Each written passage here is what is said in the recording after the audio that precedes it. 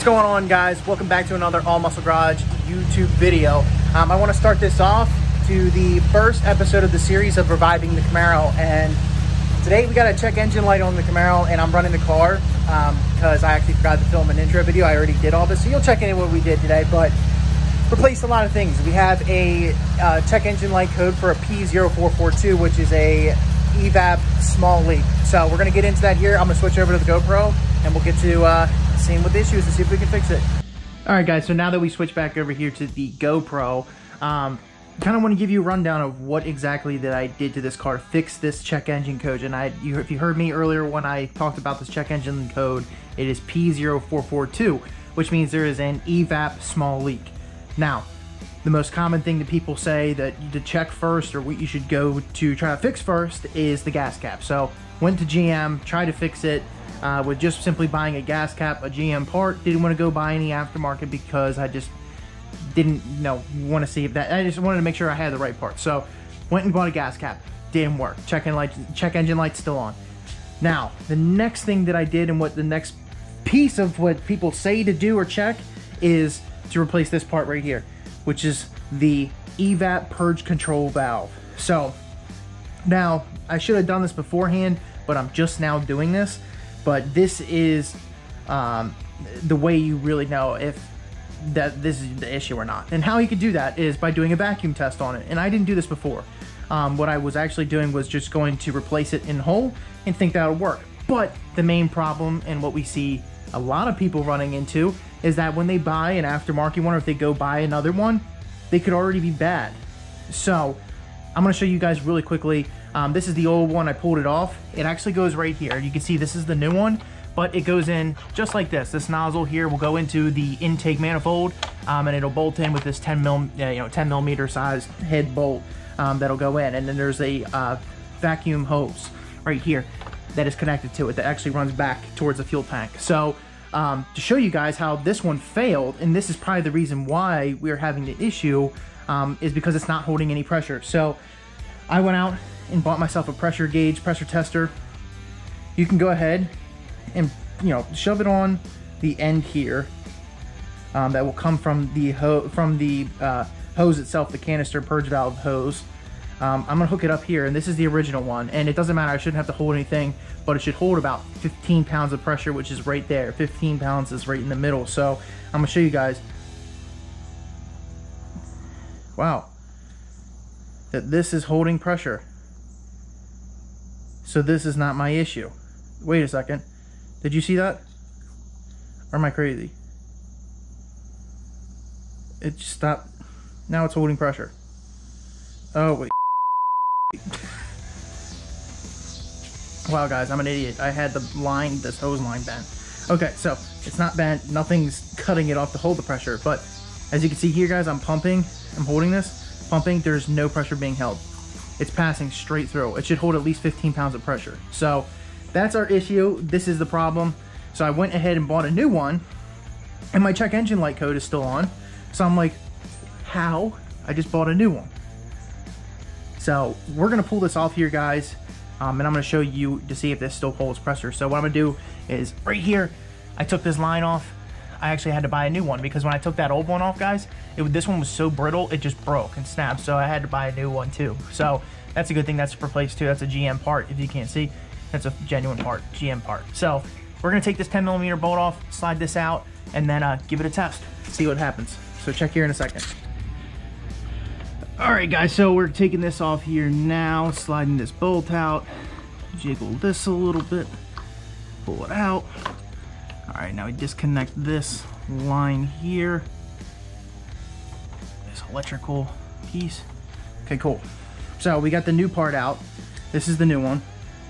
Now let's test this one for pressure and see what happens. Stick it in this hose here.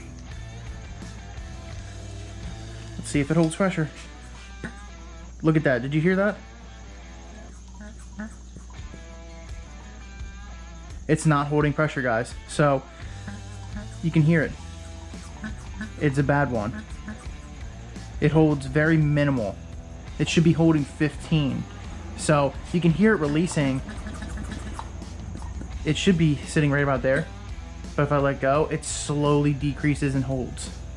Right around 7 pounds, and it's slowly going down. I don't know if you can see it. It's slowly leaking.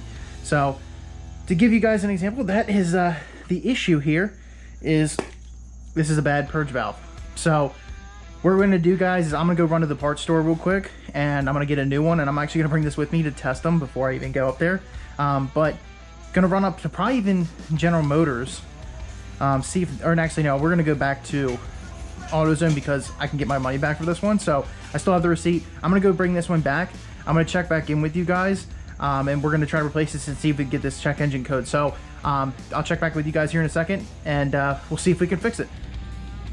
All right, guys, so we're back here. Went to the parts store. I actually went to AutoZone, and I went and grabbed another one, and it failed there as well. So then I went to GM. Didn't get to test this one yet, but I went to GM, went to the local dealership, and it looks like this is a remanufactured part. If you can tell, it kind of looks a little used, a little abused. So maybe they fixed the problem because these are trash. So let's give this one a test before we put it in, and if not, then we got to go take it back up there. But let's slide this one on, see if it holds. And that it does. Gets all the way up to 15 and starts dropping. That's good. That's a good part. So let's see if we can replace this, guys, and see if it fixes it. So to show you, this end's gonna go into the intake manifold here, and then we have this connector, this electrical connector here, and then we got the canister purge valve hose. So and then we got this 10mm bolt. So first thing I'm gonna do is I'm gonna connect this piece here, the electrical piece connection. Connect that one first, snaps right in. Take this piece, wiggle it in there. All right, should be sitting flush. And we'll get this piece lined up there. Start hand threading it on. We'll make sure this is all snug. Then we'll go ahead and take our 10mm, make sure it's tight. We'll go ahead and tighten this down. So do that real quickly here for you guys. And also, I want to thank you guys for tuning in this channel. I want to apologize to you guys again for, not really posting much. It's, the more I start doing the YouTube and wanting to do a YouTube, it's becoming really hard to come up with ideas to do different things, especially when you're someone like myself who doesn't have all the money in the world to go out and buy new cars and, do cool things or spend thousands of dollars on these, high horsepower performance things. It's like little mods here and there, and it's a real struggle, especially because me and my girlfriend have been, looking into buying houses, and I want to save for a house, and it's just different times in life, different things, and I really want to start doing something like this. And actually, guys, here, I'm going to take this canister purge valve hose. Should snap right on, click in. We are tight. We want to check this one more time. Make sure this is tight. Awesome. Make sure everything is clicked in. No loose connections here. All right, so we're gonna come over here. We're gonna give it a start. So check back with you guys here in a second. All right, guys, so as you can see, we wrapped up there by installing the new part on the car, and I'm wrapping this up, and I actually moved the cars around. But what I want to let you know is that you can't just replace these parts and then expect to hop in the car and then the check engine light is going to be gone. So just wanted to let you guys know that we replaced those parts. We did check the purge valve, canister purge valve, and it was holding pressure, so that's a plus. We took it up this morning. I took it up this morning to a local shop that I used to work at, and had the code erased. That's the only way you can get rid of it with this particular code. I mean, I thought for some codes that you don't have to scan it and you don't have to clear the codes, but for this one, I did know that you have to clear the codes. It's not just going to go away on its own after you replace the part. So just wanted to let you guys know that it got fixed. We cleared the code today and been driving around all day, and it has not came back up. So that was a problem for you guys, to let you know. If you ever run into this issue with this code on any Chevy vehicle, check your purge valve, get it tested, see if it holds pressure, and it should be up to 15 pounds of pressure. Other than that, guys, this is the start to the revival of the Camaro. And if you guys can see it back here, we're super excited because, listen, I've had this car for a little over 3 years, 3.5 years.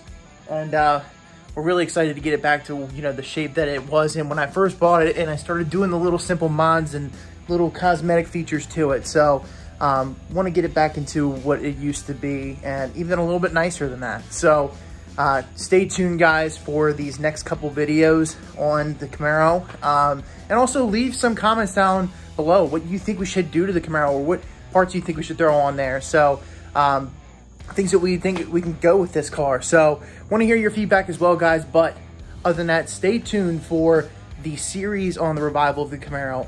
Again, I want to thank you guys for tuning in for this video, sticking along for the journey, and as well, you know, make sure to keep sending the love over here to the channel, because like I said, this is earlier, if you heard me on the GoPro, it's not easy doing YouTube and trying to come up with content ideas and doing things like that. So, you know, leave all the support that you guys can give, all the love you guys can give. It's much appreciated. So again, guys, stay tuned for another All Muscle Garage YouTube video, and we'll catch you on the next episode of Revival of the Camaro.